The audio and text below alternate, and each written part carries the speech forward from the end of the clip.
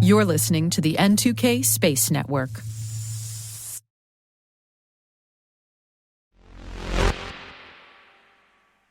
We do love to open with a quote from a famous book, and today feels just right to start with this. It was a bright, cold day in April, and the clocks were striking 13. Yep, Big Brother is watching. It's keeping an eye on your procurement processes internally, and it could be building a surveillance facility in your backyard. Remember, it's not paranoia if they're really out to get you. T-minus 20 seconds to LOS speed rest. Go for deploy. Today is June 8th, 2023. I'm Maria Varmazes, and this is T-minus.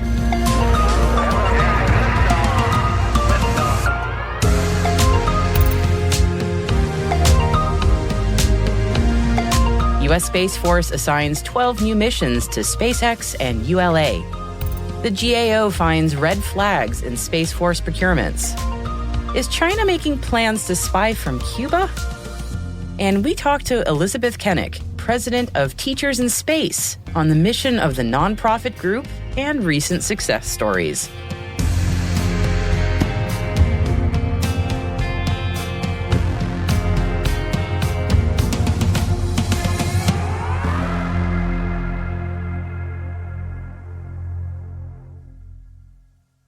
And now for today's Intel briefing.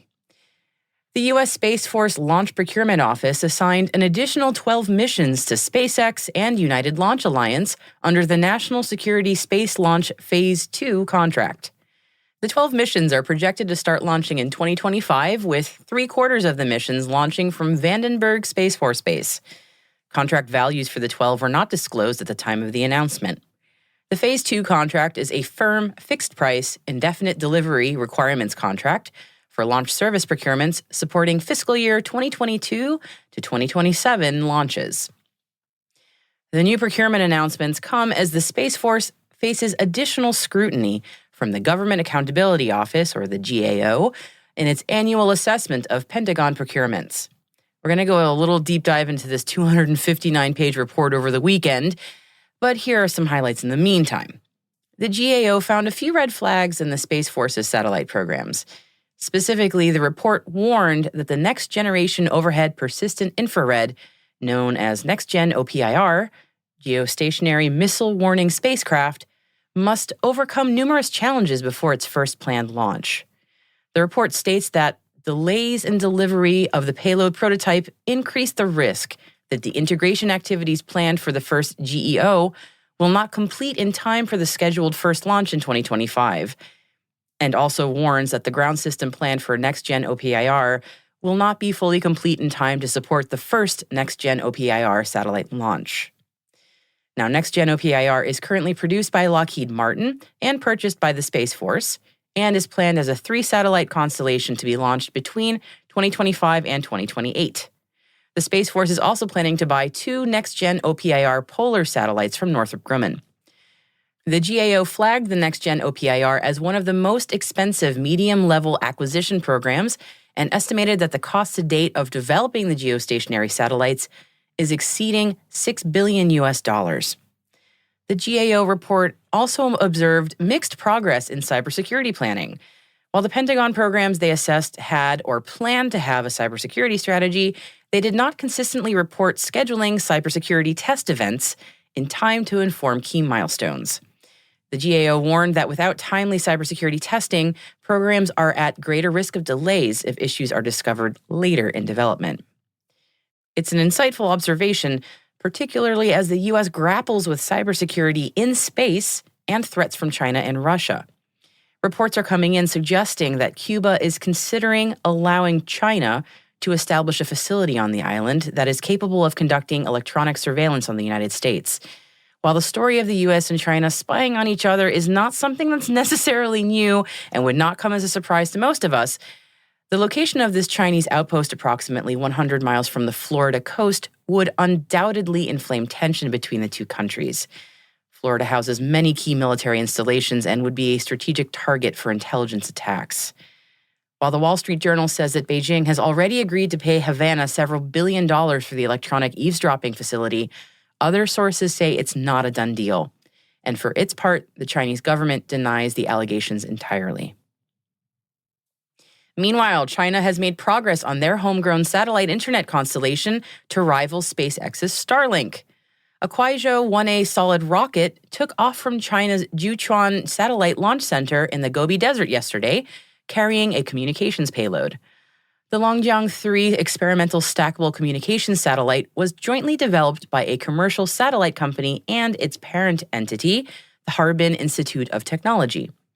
China is reportedly planning to launch 13,000 satellites into orbit in the coming years to provide satellite internet infrastructure for the country while also positioning itself as a provider of global infrastructure.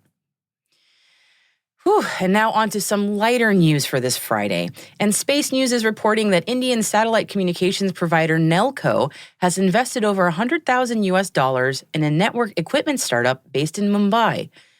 Nelco is part of the Tata Group company and now proud owners of just 9% in Pisces Networks. Pisces is a manufacturer of routers designed to make communications infrastructure more efficient. Nelco hopes that the investment will bolster its services amid a growing competitive threat from international players. Nelco partnered with Canada's Telsat to conduct the first in-orbit demonstration of Telsat's low Earth orbit satellite last month. India's government has yet to release guidance on foreign investment rules for space companies, which we actually covered in our discussion with Namrata Goswami last month. You can listen in on that chat again at space.n2k.com. SES Space and Defense has announced a new agreement with Amazon Web Services to provide satellite-powered network connectivity to AWS's modular data center that serves the U.S. Department of Defense. AWS plans to use SES satellite connectivity to provide defense customers with access to low-latency, cloud-based applications and services securely in denied, disrupted, intermittent, and limited, or DDIL, environments. Stocks in the Earth observation company Planet took a 25% tumble after they announced cuts to their annual revenue guidance in first quarter reports. Sales in the satellite imagery and data company are down, but aren't they everywhere? But Planet says that their balance sheet remains strong, with $375 million in cash and equivalents and no debt. This next story is a no-brainer. Space is hard on the human body. I know that's hardly breaking news to end our intel briefing on, but a new study by neurologists at the University of Florida found that prolonged space flight has a lasting effect on the human brain. Scientists observed 30 astronauts and found that those who had been in space for more than 6 months experienced significant expansion of the cerebral ventricles, which are spaces in the middle of the brains that contain cerebrospinal fluid, and that it took up to 3 years for the damage to reverse. The conclusion of the study suggests that astronauts should hold off returning to space for at least that duration between longer space missions. We hope you're paying attention, Peggy Whitson.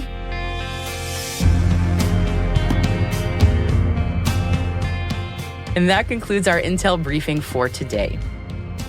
Hey T-Minus crew, tune in tomorrow for T-Minus Deep Space, our show for extended interviews, special editions, and deep dives with some of the most influential professionals in the space industry.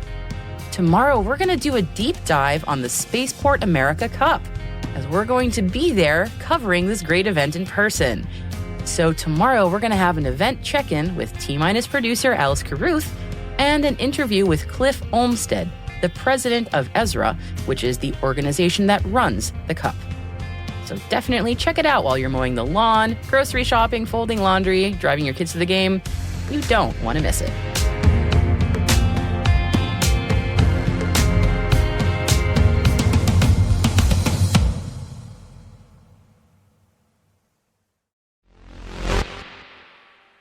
Today, we're joined by Elizabeth Kennick, president of the nonprofit educational group Teachers in Space. I started off by asking Liz, what is the mission of Teachers in Space? Our purpose is to send teachers to space and return them safely to the classroom so that they can embody for their students and their communities the fact that space is now available to everyone. And in fact, there are so many jobs both in space and even more on Earth supporting the work So 2022 looked like a pretty busy year. Could you tell me about some of the things that happened last year? I guess it was in the end of 2021 that I got a phone call from Erica Wagner, who had been our business development manager at Blue Origin. We had earned a NASA Flight Opportunities grant to prove through flight testing that we had developed standard, affordable classroom equipment for building spaceflight experiments, which we had been flying since 2015. We wanted to prove that a 2U version of this could integrate to the New Shepard suborbital vehicle. We built a USB connection so that we wouldn't have to deal with batteries, plug the experiment in, fly it, get it back the same day, pull the data chip, email the data to the teacher who worked with his students to get it into a chart and got it back to us the same afternoon. So I was talking to Erica and saying we wrote a proposal for a bigger grant from NASA to expand our program, and we didn't get funded. And she said, well, tell me more. What would you have done? And I told her all about it. And she turns to the head of the Club for the Future, who was on the call with her, said, what do you think? She said, I don't know. Would $1 million do? Oh my God. Yeah, right. I fell off my chair. And that's when we found out that Club for the Future had decided to fund 19 educational nonprofits. So what it enabled us to do was we did week-long workshops for teachers, hands-on work with Arduinos, sensors, circuitry, programming, troubleshooting, collecting the data, analyzing the data, working with the data in spreadsheets, charting the data. We did a balloon mission in each location and got the data back. So, the teachers came back ready to go into their classrooms and work with their students to do the same thing. So the second half of each of these contracts, a year-long school year support program, which is still ongoing, where we provide support to the teachers as they're working with their students. They start with a scientific question. What's your area of research? What do you want to know? How can you find a testable question that could be the foundation for your experiment? So they have to submit a proposal. Then they have to come up with a logical design. Then they have to come up with a physical design, including the circuitry. And we have to be able to build it based on their design. Then there's testing. And then comes the flight. The students and their teachers are completing the final builds of their experiments, and we are now actively recruiting additional teachers. We just started the online version of our program so that individual teachers can go ahead and get started with the Arduino lessons. So we anticipate being able to keep the suborbital flights going through next year. We also have an orbital version. We have launched that twice with Firefly, which is a fairly new rocket company. Now we've got a commercial flight with Firefly coming up. We got the NASA CubeSat Launch Initiative funding for that, and that is scheduled to launch this summer. That satellite should stay up for 5 years, and we have lessons on our website for how to interact with it. We have taught the teachers in our workshops how to receive the signal. If you have an amateur radio, you can even communicate with it and ask for data from it. Then Firefly said, there will be a lunar launch in 2025. So we've completed that request for information, and we're waiting to see what happens next on that. So 2 questions come to mind, the age range of the students. And then my second question was also, what kind of experiments are they running? What kind of data are they trying to get? The students are mostly middle school and high school. There's a lot of interest in 10th and 11th grades because what we have found is that 11th graders in particular, when they're applying to colleges and can include in their essays photos and stories about, this is my experiment, this is what I was trying to do, here are the results I got. They're getting the interviews, they're getting accepted, and in some cases, it's been long enough that they have finished STEM studies in college and gone on to medical school or some other advanced science degrees. How amazing and gratifying to see that. I love hearing that these experiments sort of triggered a love of the scientific method and seeing how engineering works hands-on. Any other stories that maybe come to mind? 2012 was the first summer that I was responsible for the workshops. And one of the teachers said to me, did you know about the Student Spaceflight Experiment Program, SSEP, gets sent to the International Space Station? And the students at the school will do the same procedures with their ground version as the astronauts do with the experiment in space. So we worked out a deal with SSEP that we would have the teachers from our program go back and work with their students and submit their proposal. Their coach had just died of ALS, and they went to the ALS Foundation and said, we have this chance. We could fly an experiment in space, and we would love to have it pertain to ALS in some way.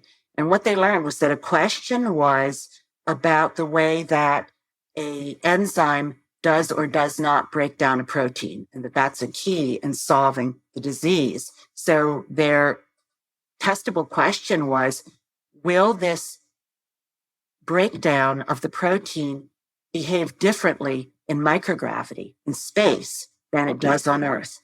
And they found a 3% differential. It was a successful experiment. There was a significant difference in the way it worked. My goodness. Yeah. So that was huge. They got so much attention for that experiment that there were local PBS specials about it. There was a reporter who wrote about it, and she eventually published a book.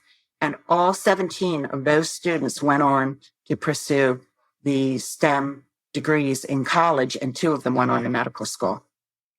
Wow. That just speaks to how important programs like yours are, and how much they can be a force multiplier for getting people to understand the impact that these kinds of careers can have and how rewarding they can be and make such a difference in people's lives. I wanted to give you sort of the floor. If there's anything that we didn't touch on, maybe how people can find out or get involved in the program, maybe if they're a teacher or they want to tell an educator about it. Yeah. So our website is pretty easy to remember. It's TIS for Teachers in Space, TIS.org. And that's where you can find information about the workshops we have done in case you're interested in getting something similar in your location. We have taken these workshops as whole week programs to places that can accommodate up to 30 teachers. And then the online lessons just went into beta testing. So if you want to start to work with them, you can write to us on our website. You will see how to contact us, or just write to info@tis.org. And we will let you know whether there's room for you to join that beta testing, or whether just hang in there, and we'll let you know, because we're moving rapidly toward making it publicly available.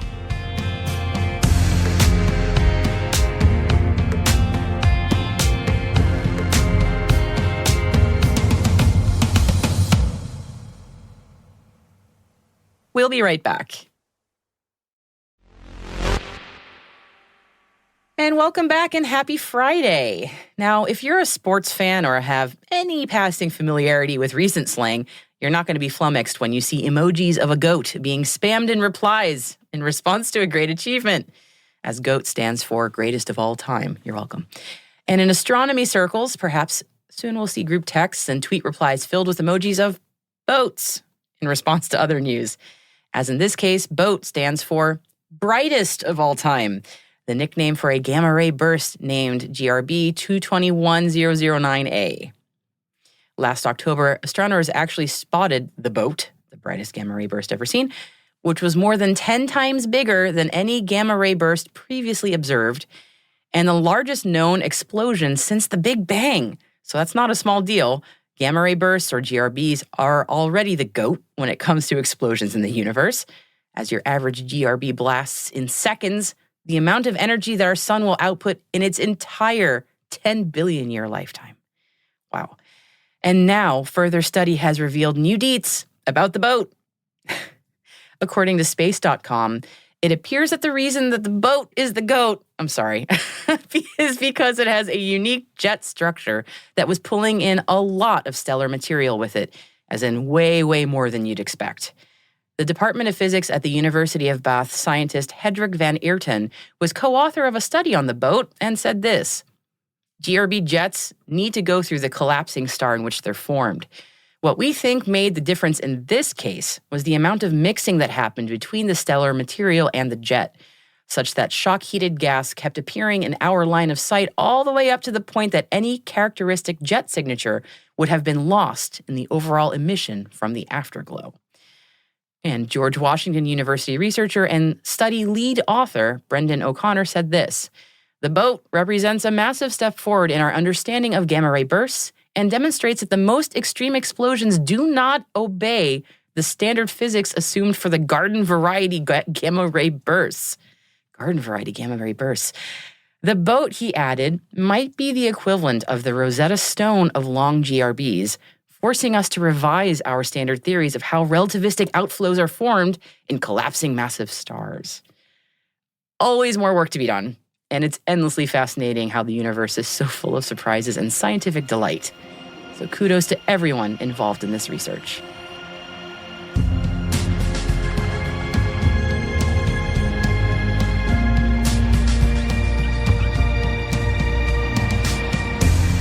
And that's it for T-Minus for June 9th, 2023.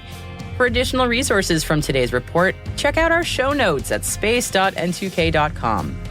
We'd love to know what you think of this podcast. You can email us at space@n2k.com or submit the survey in our show notes.